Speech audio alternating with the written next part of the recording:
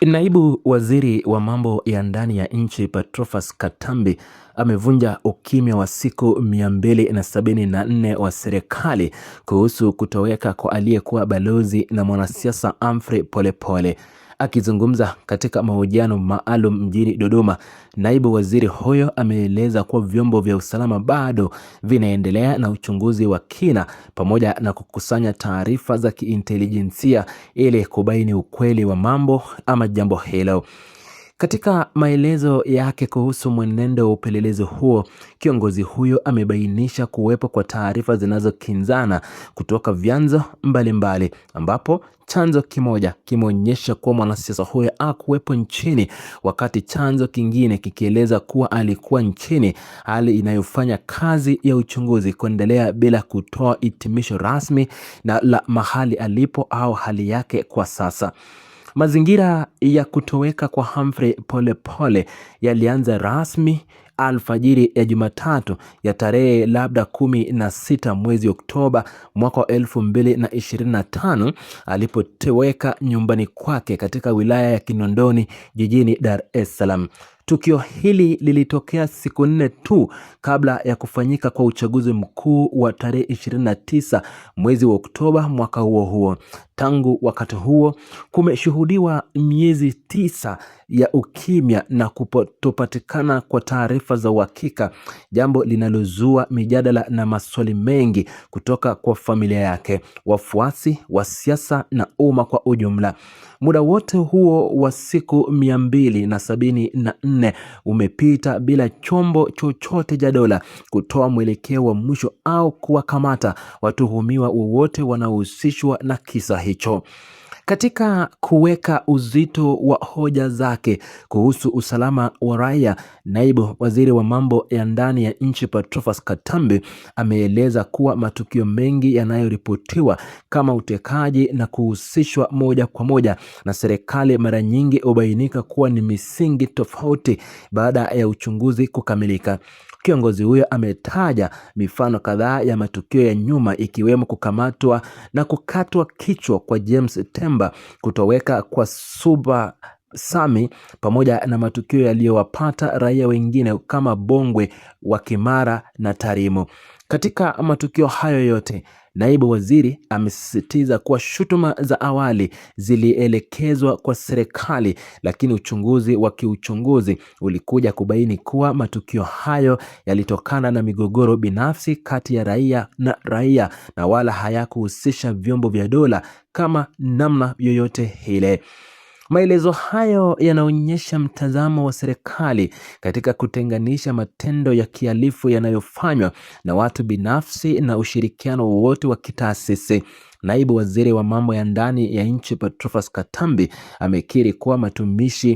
watumishi wa serikali na maofisa wa usalama hawako juu ya sheria na wanaweza kutenda makosa binafsi kutokana na chuki au maslahi yao binafsi bila kuagizwa na mamlaka za serikali. Amebainisha kuwa pale maofisa wa serikali wanapobainika kujihusisha na vitendo vya ukiukwaji wa sheria, hatua kali za kinidhamu na za kisheria zimekuwa zikichukuliwa dhidi yao ili kulinda misingi ya haki na utawala wa sheria nchini Tanzania.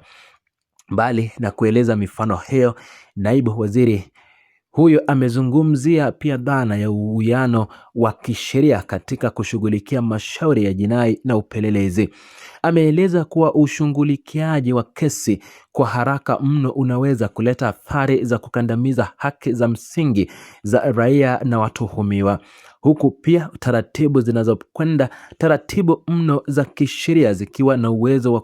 kuwanyima waathirika hao zao na kisheria. Katika suala la Humphrey Polepole, mantiki hiyo imetumiwa kueleza sababu za uchunguzi huo kuchukua muda mrefu wa miezi 9 bila kuwepo kwa tarehe rasmi ya kukamilika au kuwasilishwa kwa ripoti kamili mbele ya vyombo vya mahakama. Taarifa hizi mpya kutoka kwa naibu waziri wa mambo ya ndani Patrobas Katambi zimezua mtazamo tofauti ikilinganishwa na kauli za awali zilizotolewa na baadhi ya kadri na wafuasi wa Chama cha Mapinduzi. Hapo awali, baadhi ya sauti za kisiasa zilidai kuwa Humphrey Polepole hakuwahi kutekwa nyara, bali amekuwa akificha mwenyewe nje ya nchi kwa sababu zake binafsi. Hata hivyo, maelezo ya sasa ya serikali yaliyotolewa na naibu waziri yanaonyesha kuwa serikali yenyewe haina udhibitisho wa kutosha kama mwanasiasa huyo yuko ndani au nje ya nchi na kuchunguza, na badala yake inashikilia msimamo wa kuendelea kupokea na kuchunguza taarifa tofauti kutoka kwa vyanzo vyake vya kiintelijensia. Kutoweka kwa Humphrey Polepole ni moja kati ya matukio yaliyovuta hisia za wengi kutokana na nafasi yake ya zamani kama katibu wa halmashauri kuu ya CCM, itikadi na uenezi, pamoja na kuwa balozi wa Tanzania nchini Malawi na Cuba kabla ya kurejea nchini na kujitenga na shughuli za kijamii hadi siku ya kutoweka kwake. Tukio hili linasalia kuwa miongoni mwa kesi za muda mrefu zaidi za kutoweka kwa mwanasiasa nchini Tanzania ambazo hazijapatiwa majibu ya mwisho au ufumbuzi wa kisheria na vyombo vinavyohusika na ulinzi na usalama. Hali hii ya kuendelea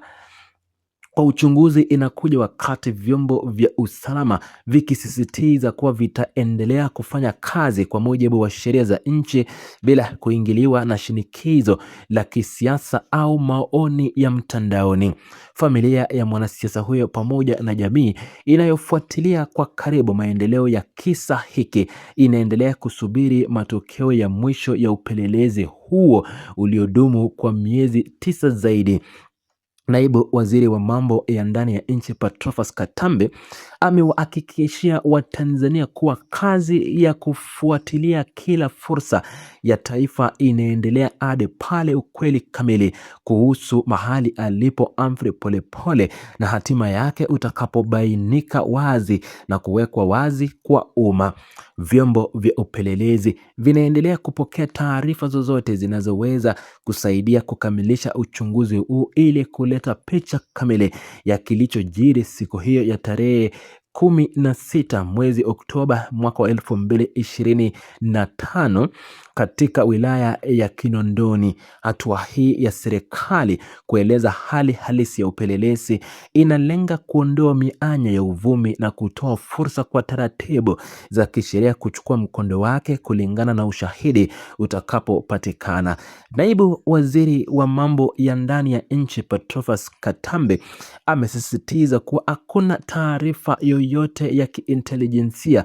inayodharauliwa na kwamba kila dalili au dokezo linaloingia kwenye mfumo wa usalama linachunguzwa kwa umakini na hali ya juu. Hadi sasa Humphrey Polepole kwenye mitandao ya kijamii hajawahi zungumza wala watu wake wa karibu kuchapisha maneno hayo.